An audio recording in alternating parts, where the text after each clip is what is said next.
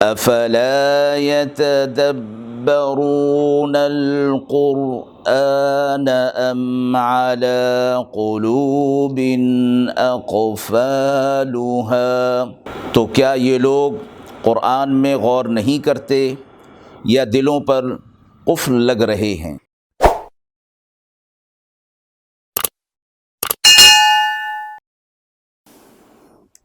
بسم اللہ الرحمن الرحیم۔ السلام علیکم ورحمۃ اللہ۔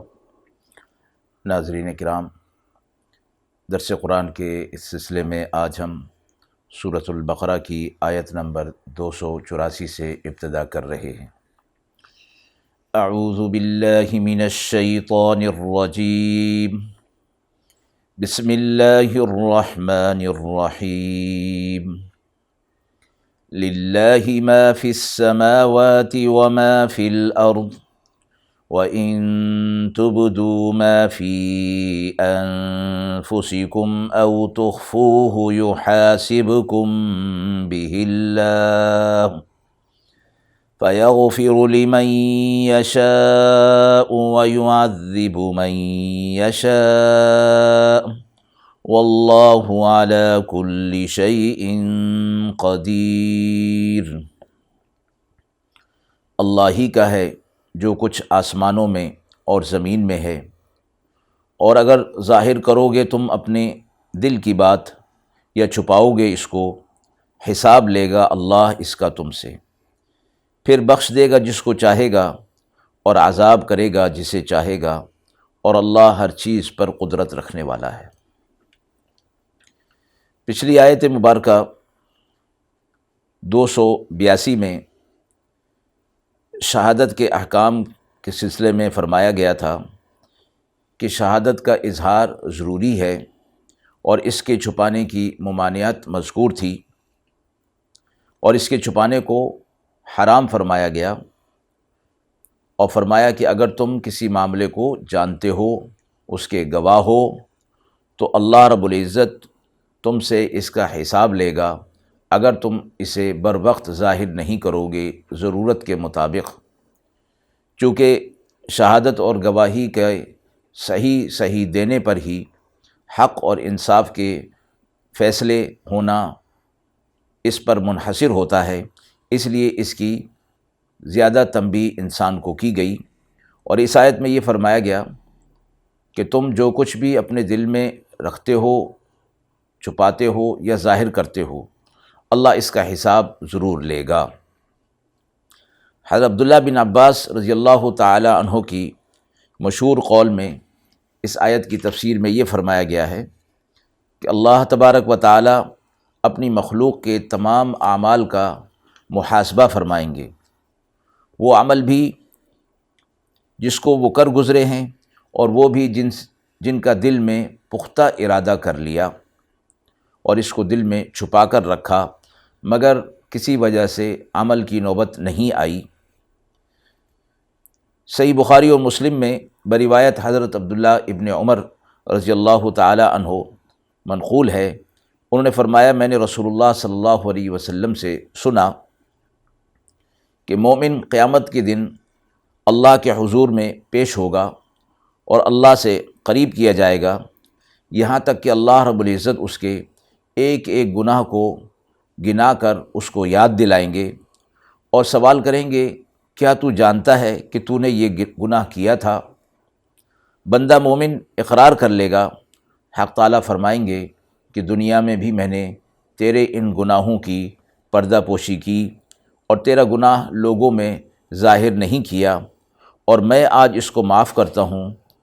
اور حسنات کا اعمال نامہ اس کو دے دیا جائے گا۔ لیکن فرمایا کفار اور منافقین کے گناہوں کو مجمع عام میں بیان کیا جائے گا۔ اس آیت میں یہ ہدایت کی گئی کہ جس طرح اعمال ظاہرہ کا حساب قیامت میں لیا جائے گا، اسی طرح اعمال باطنہ کا بھی حساب ہوگا اور خطا پر مؤاخذہ کیا جائے گا۔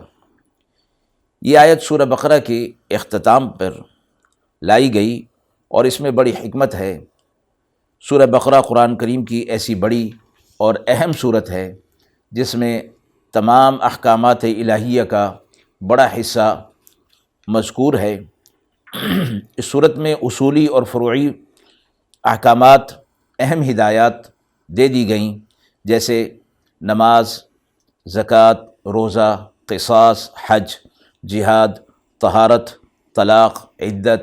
خلا، رضاعت، حرمت شراب، انفاق فی سبیل اللہ، ربا، قرض کے لین دین اور اس پر شہادت کر لکھ لینا، جائز اور ناجائز طریقوں کا تفصیلی بیان فرما دیا گیا۔ قرآن کریم کا یہ سب سے بلند حصہ ہے، حدیث مبارکہ میں آتا ہے،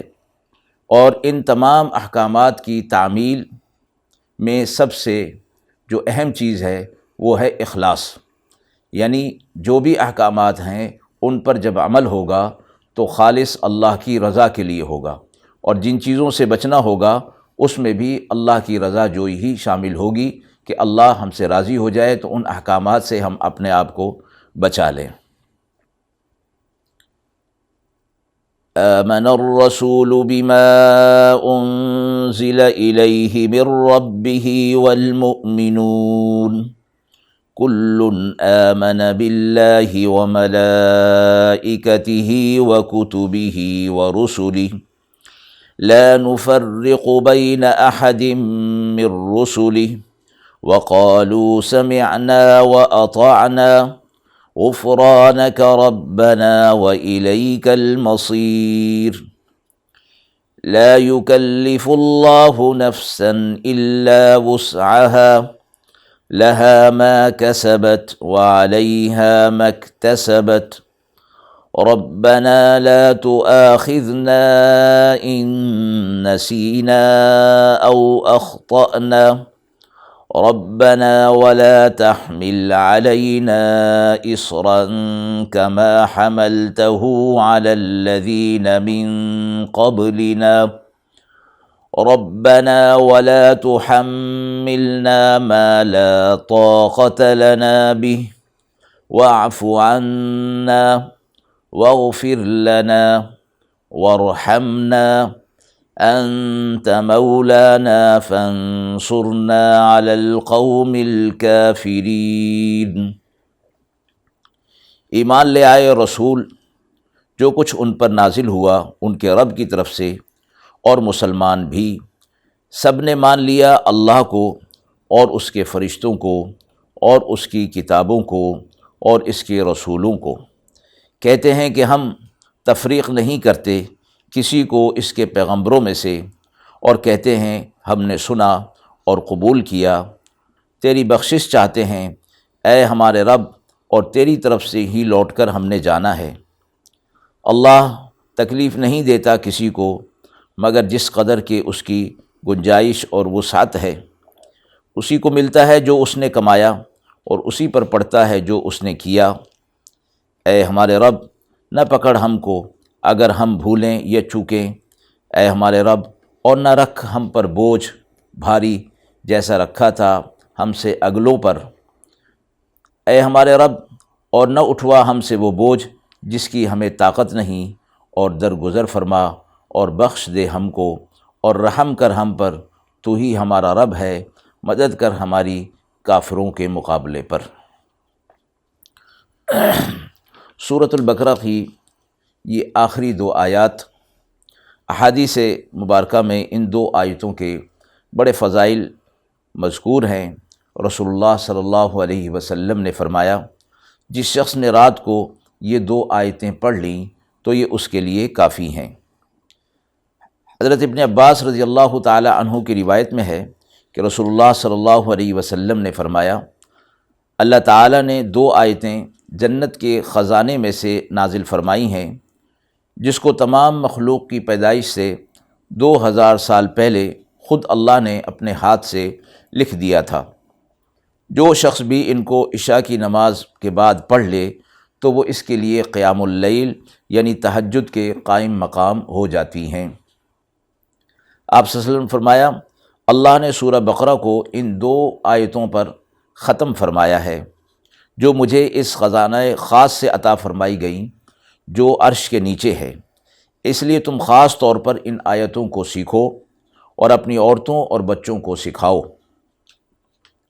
اس لیے حضرت فاروق اعظم اور حضرت علی رضی اللہ تعالی عنہما نے فرمایا کہ ہمارا خیال یہ ہے کہ کوئی آدمی جس کو کچھ بھی عقل ہو وہ سورہ بقرہ کی ان 2 آیتوں کو پڑھے بغیر نہ سوئے گا۔ آیت میں فرمایا سب سے پہلے رسول اللہ صلی اللہ علیہ وسلم کی طرف کے حوالے سے فرمایا گیا کہ وہ اللہ پر ایمان لے آئے ہیں اور ان کے ساتھ مومنین بھی ایمان لے آئے ہیں۔ سب سے پہلے آپ صلی اللہ علیہ وسلم کے ایمان کو ذکر فرمایا گیا اور اس کے بعد مومنین کے ایمان کو، لیکن دونوں کے ایمان میں ظاہر ہے کہ درجات کے اعتبار سے فرق ہے۔ ساتھ فرما دیا کہ کس پر ایمان لے آئے، اللہ پر، اس کے فرشتوں پر اور اس کی کتابوں پر اور اس کے رسولوں پر۔ ایمانیات کی یہ چیزیں جن پر مومنین کا ایمان ہونا چاہیے، اور آگے فرمایا کہ وہ کہتے ہیں کہ ہم کسی پیغمبر کی درجات میں تفریق نہیں کرتے، امتیاز نہیں کرتے، جس طرح کہ یہود و نصارہ کیا کرتے تھے کہ موسیٰ علیہ الصلاۃ والسلام اور عیسیٰ علیہ الصلاۃ والسلام کے علاوہ کسی کو وہ مانا نہیں کرتے تھے، مانتے نہیں تھے۔ لیکن اہل ایمان کے لیے فرمایا گیا کہ وہ تمام انبیاء علیہ الصلاۃ والسلام پر ایمان لے آئیں گے اور ان میں کسی میں فرق نہیں کریں گے۔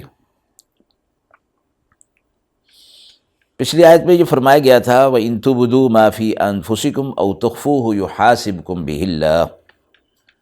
تم جس کو ظاہر کرو یا چھپاؤ ہر حال میں اللہ تم سے اس کا حساب لے گا۔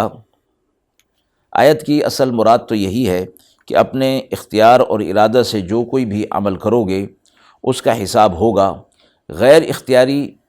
اور وسوسہ اور بھول چوک اس میں داخل نہیں۔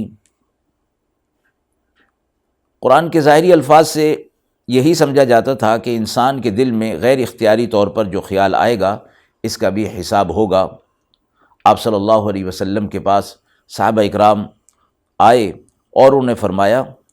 کہ یہ تو بہت مشکل ہے۔ آپ صلی اللہ علیہ وسلم نے ان کو یہ تلقین فرمائی کہ اللہ تعالیٰ کی طرف سے جو حکم تمہیں ملا ہے وہ خواہ آسان ہو یا دشوار، مومن کا یہ کام نہیں کہ اس کے ماننے میں تأمل کرے، اسے چاہیے کہ اللہ کے تمام احکامات کو سن کر کہے سمعنا و اطعنا غفرانک ربنا و الیک المصیر، یعنی اے ہمارے رب ہم نے آپ کا حکم سنا اور اس کی اطاعت کی، اے ہمارے پروردگار اگر حکم کی تعمیل میں ہم سے کوئی کوتاہی ہو جائے تو اس کو معاف فرما دے، کیونکہ ہم سب کا آپ ہی کی طرف لوٹنا ہے۔ صحابہ اکرام رضوان اللہ تعالیٰ علیہم اجمعین آپ صلی اللہ علیہ وسلم کے پاس کے حکم کے مطابق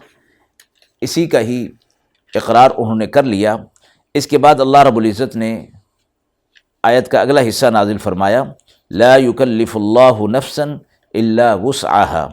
یعنی اللہ تعالیٰ کسی شخص کو اس کی قدرت سے زیادہ، وسعت سے زیادہ تکلیف نہیں دیتا،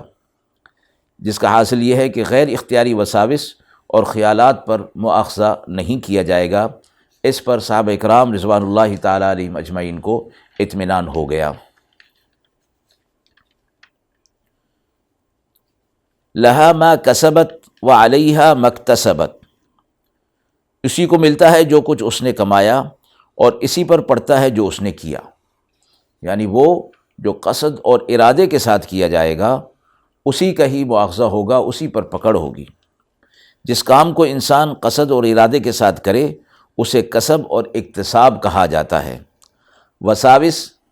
اور غیر اختیاری چیزیں جو انسان کا قصد نہیں ہوتا، اس میں انسان کا ارادہ نہیں ہوتا، اس لیے اللہ کی طرف سے ان پر گرفت بھی نہیں ہے۔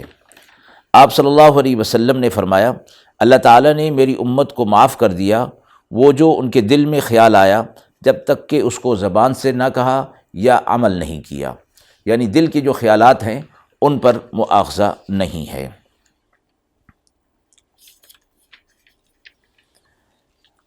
ایمان کے حوالے سے فرمایا گیا کہ جو کچھ ان کے رب کی طرف سے نازل ہوا، آپ صلی اللہ علیہ وسلم یعنی رسول سے مراد یہاں آپ صلی اللہ علیہ وسلم، اور والمؤمنون یعنی ایمان والے، جس طرح کہ آپ صلی اللہ علیہ وسلم کا ایمان وحی پر اعتقاد ہے اسی طرح عام مومنین کا بھی ہے،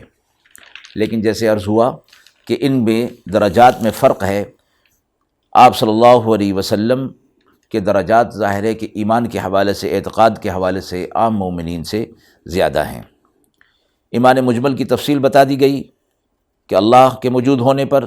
تمام صفات کاملہ کے ساتھ اللہ پر یقین، فرشتوں پر، کتابوں پر، سب رسولوں کے سچے ہونے پر سب کا یقین ہے اور ایمان ہے۔ سمعنا و اطعنا غفرانک ربنا و الیک المصیر، اس کے بعد دوسری آیت میں ایک خاص انداز سے وہ شبہ دور کیا گیا کہ بعض کے دلوں میں پیدا ہو سکتا تھا کہ عذاب سے کیسے بچیں گے، تو فرما دیا گیا لا یکلف اللہ نفسا الا وسعها، وسعت سے زیادہ، گنجائش سے زیادہ تم پر کوئی حکم نہیں دیا جاتا، اور یہ حکم دین کے، شریعت کے تمام احکامات پر لاگو ہوتا ہے۔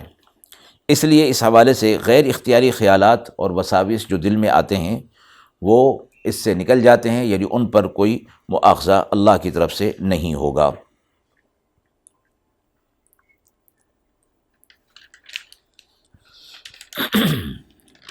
آخر میں یہ فرمایا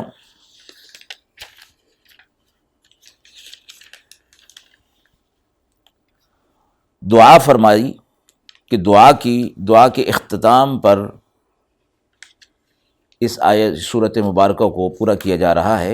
ایک خاص دعا کی تلقین فرمائی جس میں بھول چوک، بلا واسطہ خطا، کسی فعل کے سرزد ہونے پر معافی کی طلب کی گئی۔ فرمایا ربنا لا تؤاخذنا ان نسینا او اخطأنا، اے ہمارے رب اگر ہم سے کوئی بھول چوک ہو جائے اور خطا ہو جائے تو ہم سے مؤاخذہ نہ فرمانا۔ پھر آگے فرمایا ربنا ولا تحمل علینا اصرا كما حملته على الذين من قبلنا ربنا ولا تحملنا ما لا طاقة لنا به، یعنی اے ہمارے پروردگار ہم پر بھاری اور سخت اعمال کا بوجھ نہ ڈالیے جیسا کہ ہم سے پہلے لوگوں پر ڈالا گیا، اور ہم پر ایسے فرائض عائد نہ فرمائیے جن کی ہم طاقت نہیں رکھتے۔ یہاں فرمایا گیا پچھلی امتوں میں چونکہ سخت اور دشوار احکامات دیے گئے تھے، مثلا زکوٰۃ میں چوتھائی مال دینا پڑتا تھا، ناپاک کپڑے کو کاٹنا پڑتا تھا، مال غنیمت حلال نہ تھا، مسجد کے علاوہ کسی جگہ پر نماز نہیں پڑھی جا سکتی تھی، تیمم کی سہولت نہ تھی، قربانی کے گوشت کو نہیں کھایا جا سکتا تھا، اونٹ کا گوشت حرام تھا،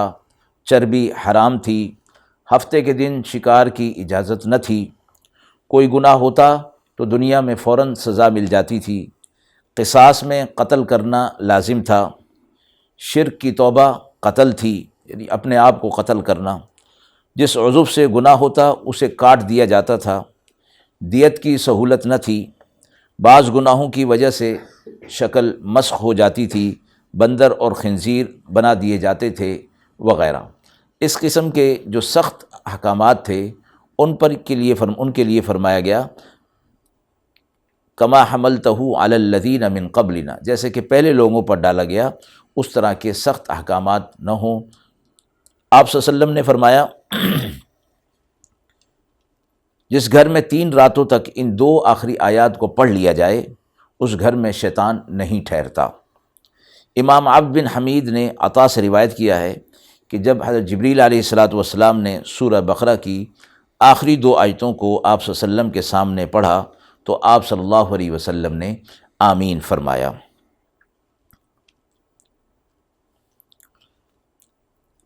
اور یہ سب دعائیں جو آخر میں کی گئیں اللہ تبارک و تعالی نے اہل ایمان کی یہ قبول فرمائیں، اور اس کا اظہار آپ صلی اللہ علیہ وسلم کے ذریعے سے کر دیا گیا۔